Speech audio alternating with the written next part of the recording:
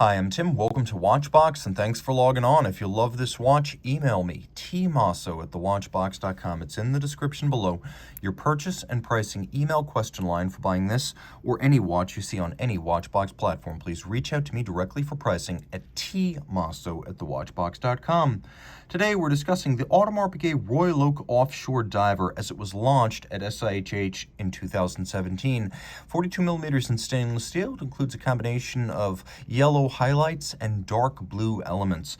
The 42mm diameter case is 14.2 millimeters thick. From lug to lug, it measures 53.6 millimeters. And if we add these little intermediate links, the plots that join the strap to the case, then the total distance across the wrist is 58.1 millimeters. We'll throw the wrist underneath the watch, combine the two, and get a sense of the fit. My wrist is 16 centimeters circumference. The watch is large, though not overpoweringly huge.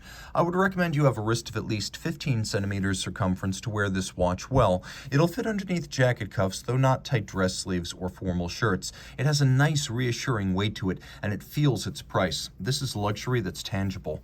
Taking a look at the hardware and the software, we have a vulcanized rubber strap with a sort of grained, textured surfacing. We have these little strakes that emerge from the plots to create some definition. The bevel along the side of the case actually continues along the side of the straps. The attention to detail is excellent. The strap includes fixtures comprised of screws and bars that hold it to the case. This is far more secure than a spring bar, and I'm happy to see this feature on a large, heavy, and expensive watch. Taking a quick look at the buckle, because this is a diver, we have a pin buckle in satinated steel with a little polished outer face, and that's there to make for quick adjustments as your wrist expands or contracts depending on your activity level. It is a Royal Oak Offshore, and just like every Royal Oak, the case is handsomely hand-finished. The facets of the bezel continue through the mid-case and the case back. We have a nice dichotomy between the polished highlights and the primarily satin finished lug hoods, case flanks, bezel top, and bezel base. You can see the bezel has first a satinated element, then a rounded polished element, and then atop it is satinated vertically. We have polished steel bolts in the bezel that are hexagonal, and so too are the shoulders for the bezel crown and the winding crown. You can see that there are crown guard structures for the crown, as well as micro beveling on the edge of those structures. So the attention to detail, the hand finishing, it is quite intricate. In spite of the burly appearance of the watch, there's quite a bit of nuance. Now, the bezel system works like this. First, you screw out the crown up at 10 o'clock, and then it ratchets. You can just turn like that, and you can move the index to set the internal rotating dive bezel against the minute hand, which is yellow, to make it easier to see. We'll do a quick loom shot. And you can see that the bezel is loomed, and you can see it in its entirety in the dark. The seconds hand is loomed too, a feature that every dive watch should have. So you set the bezel relative to the minute hand, and then you use it as a timing instrument. Good for diving, great for high and dry activities like cooking, for example, or timing the interval between the moment and the boarding of your flight. Now, the watch includes a dial that is called the Mega Tapisserie, and you could see it is the large hobnail.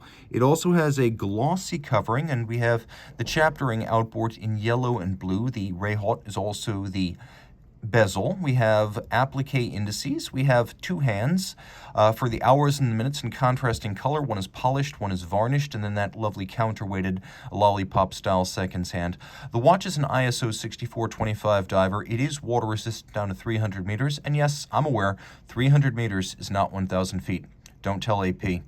One handsome feature that I'm glad AP put in this watch, and they have been putting it on the Royal Oaks and Offshore since 2012, is a monotone date disc that is the color of the dial. There's also a magnifier built into the dial to help you more easily read the date disc. Subsidiary setting modes, we have two. One is hacking or stop seconds, so you can set the watch against a reference time.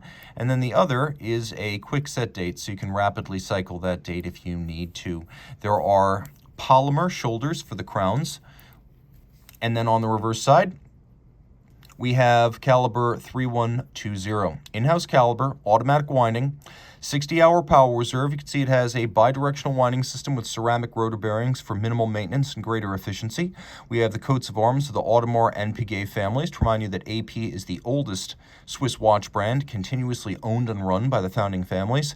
This 40 jewel movement beats away at 21,600 vibrations per hour, and for durability, it has fairly thick construction, like a sports watch movement should, and then a full balance bridge with a free-sprung index for greater shock tolerance. It uses a Gyromax-style free-sprung balance, and as you can see, it's a combination of manual and mechanical finishing techniques, a little bit like JLC or Zenith or Glasuta Original. It's in that league, and it is quite pleasing.